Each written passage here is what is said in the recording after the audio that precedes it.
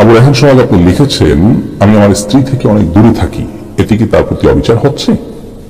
ভাই আবু রায়হান, স্ত্রী থেকে যদি আপনি অনেক দূরে থাকেন তাহলে সেক্ষেত্রে সর্বোচ্চ 4 মাস পর্যন্ত আপনি স্ত্রী থেকে দূরে থাকতে পারেন তার পারমিশন ছাড়া। কিন্তু 4 মাসের বেশি যদি আপনি থাকেন তার পারমিশন ছাড়া, তাহলে সেটি আপনার জন্য জায়েজ হবে না এবং সেক্ষেত্রে আপনি স্ত্রীর প্রতি অবিচার করছেন বলে বিবেচ্য হবে। অবশ্য 4 মাসের বেশিও যদি আপনি বাইরে থাকেন, স্ত্রী থেকে দূরে থাকেন, প্রবাসে থাকেন, তাহলে সেক্ষেত্রে স্ত্রী যদি পারমিশন দেয় আপনার জন্য জায়েজ হবে। স্ত্রী যদি আপনার জন্য অনুমোদন করে যে হ্যাঁ ঠিক আছে আমি সবর করব, আমার আব্রুকে আমি রক্ষা করে চলবো এবং আমাদের কল্যাণার্থে আপনি থাকছেন বাইরে বা দূরে, তো সেটি তিনি যদি মেনে নেন তাহলে আপনার জন্য জায়েজ হবে। তার মানে আপনি বাইরে থাকতে হলে দীর্ঘ সময় পর্যন্ত আপনাকে সংশ্লিষ্ট দেশের ভিসা যেরকম নিতে হবে, আপনার নিজের দেশ থেকে যেরকম ক্লিয়ারেন্স নিতে হবে, একইভাবে আপনার স্ত্রী থেকেও ভিসা বা অনুমোদন নিতে হবে যদি আপনি বিবাহিত হয়ে থাকেন।